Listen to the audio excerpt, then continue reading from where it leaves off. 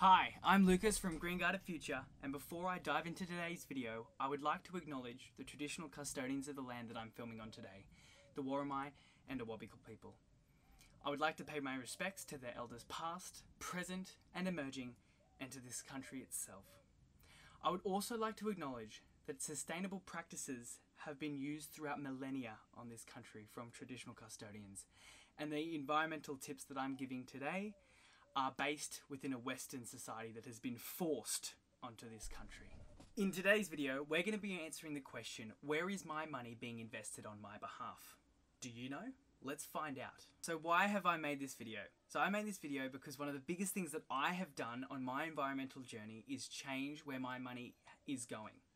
And that's because where your money does go, say for instance in a bank or a superannuation fund here in Australia, that money is being constantly invested on your behalf into things that usually you're not familiar with.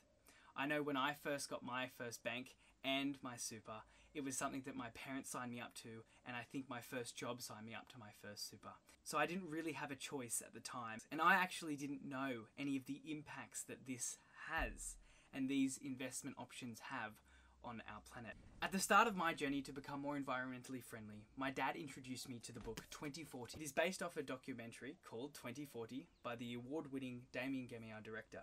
Throughout the energy section of this documentary, I was introduced to a website called marketforces.org.au, and I really want to share this website with you. So at the homepage, you scroll down and you're going to click what future is your super funding? So superannuation allows Australians the opportunity to retire with a great level of comfort and security.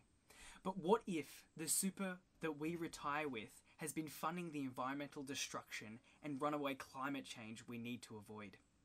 What if by being invested in fossil fuels like coal mining and coal seam gas, our super funds deliver us a polluted world to retire into?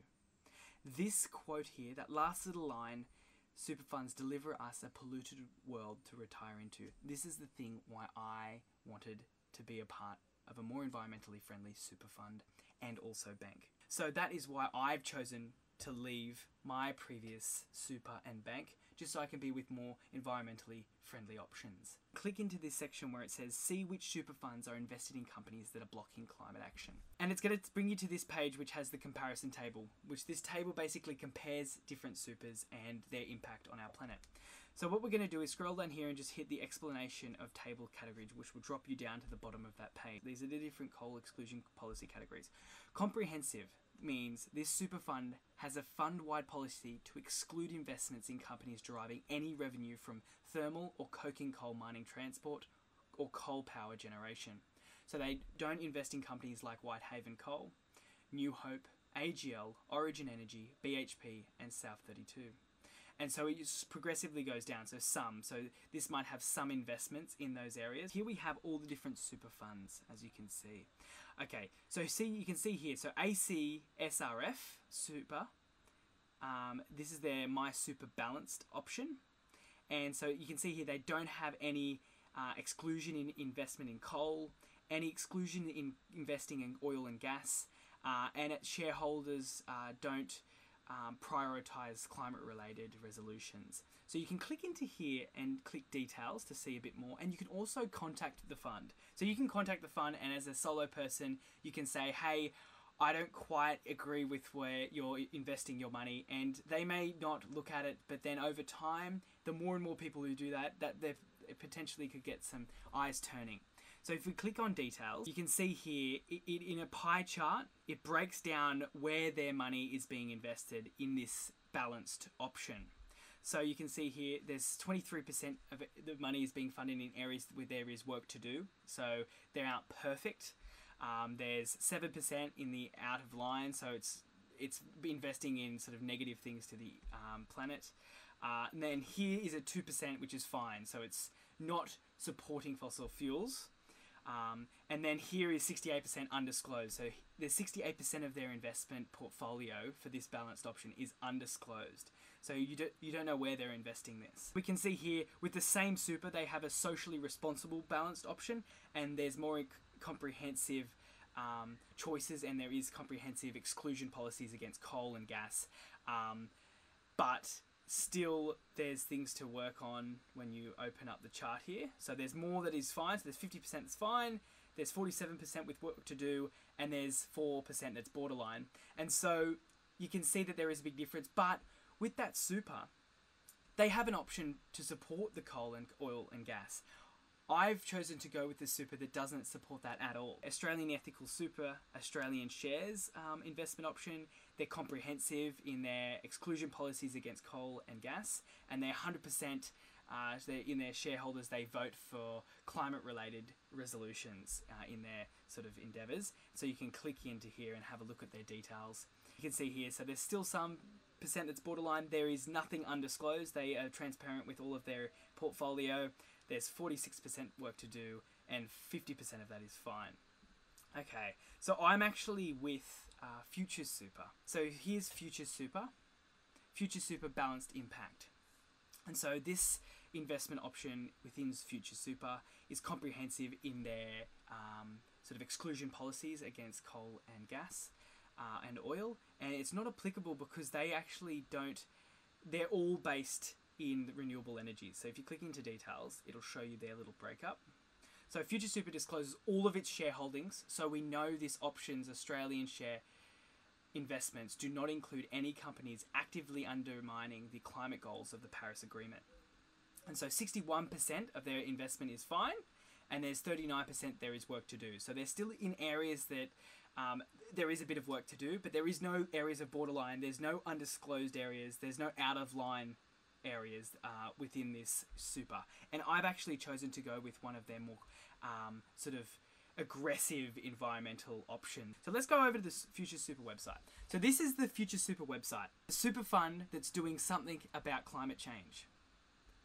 So they don't invest in any fossil fuels, so they're fossil fuel free, invested for climate action, and they're 100% transparent in their investments. So you can click in here and you can see exactly where they're investing, which is great because it's something that I want to know exactly where my money is being invested on my behalf, especially when it's being invested constantly over the course of my life. We care about what kind of future your super investments deliver. So we choose renewables over fossil fuels, responsibility over a quick buck, and the future over now. Our investment strategy avoids harmful investments and uses the power of your money to invest in climate solutions and act on the issues of today. So you can see their performance. There's a bit more sort of statistics here. So this is a really interesting one. So they sort of got in comparison to how much carbon is offset from you doing these things. So recycling 0.23 tons, being vegan 0.8 tons, and then living car free 3.5 tons, and then investing with Super Future, because your money is being invested in environmentally friendly options. You can see here they've put it quite high, so that's a bit of an interest. So you can see how they invest, and you can scroll down, have a little look. They're B certified, and so here are their different investment options. So I go with renewable plus growth. So zero fossil fuels, targets 20% allocation to climate change solutions as well. Okay, so this is the super that I'm with. And so have a little look at it. There's some other really great super options. So I'm with Future Super, and there are some other really great options on this Market Forces site. Have a little look. Have a little look about where your super is investing your money. Even jump on their website and do some research there. So changing your super is one of the biggest things you can do. And the other biggest thing you can do is have a look at where your bank and who you bank with, and where your bank is investing your hard-earned money. So let's jump back to the homepage of Market Forces. We're going to go to one of their other campaigns, and this is your bank investing in dirty fossil fuels? So let's click into this option. So let's scroll down. They've got some statistics about the big four banks. So since 2016, the big banks have loaned $44.4 billion to dirty fossil fuels. So we can click into the bank comparison table. So let's click in there. They've got some more information about the big four banks. And okay, so on this website, it's broken down into, so this section is banks funding fossil fuels and their subsidiaries. Here's banks with no record of funding fossil fuels since 2016. And then you can look at all the banks together, A to Z, alphabetized. Okay, so let's just have a little look at banks that are funding fossil fuels and their subsidiaries. Okay, so you can have a little look here. We'll look at some of the bigger banks in Australia. So here's the Commonwealth Bank. So they're investing roughly $14.202 million, and they have amounts since 2016. So they loan to fossil fuel companies. So you can have a little look here. You can click in and even tell them to stop. And I suppose that would actually have some volume the more people that do that. So you can see Westpac, and here's some of the banks that are owned by some of the other big banks. So you can see here, Bank of Melbourne is owned by Westpac, which lends to fossil fuel companies. St. George is owned by Westpac, which lends to fossil fuel companies. And then UBank is owned by National Australia Bank, which is NAB. And NAB's here. And so you can see there's the amount that they've been, sort of roughly the amount that they've been investing in coal since 2016. Let's have a little look at the banks with no record of funding fossil fuels since 2016. Okay, so you can see up the top, there's a bank called 86400. I'm unfamiliar with this bank in Australia, but it says here that they've just been acquired by National Australia Bank, so NAB, so who does invest in fossil fuels. Some of the ones you may be familiar with in Australia are Greater Bank. They are in this list since 2016. They haven't invested in any fossil fuels, so the Greater does not invest or lend to companies directly involved in the fossil fuel industry. You also have Newcastle Permanent on this list as well. So Newcastle Permanent is a customer-owned or mutual retail banking institution that deploys its funds primarily for home loans, personal lending and small businesses. Although Newcastle Permanent is the largest building society in Australia, being a relatively smaller financial institution compared to the major regional banks, Newcastle Permanent is not involved in financing large mining projects.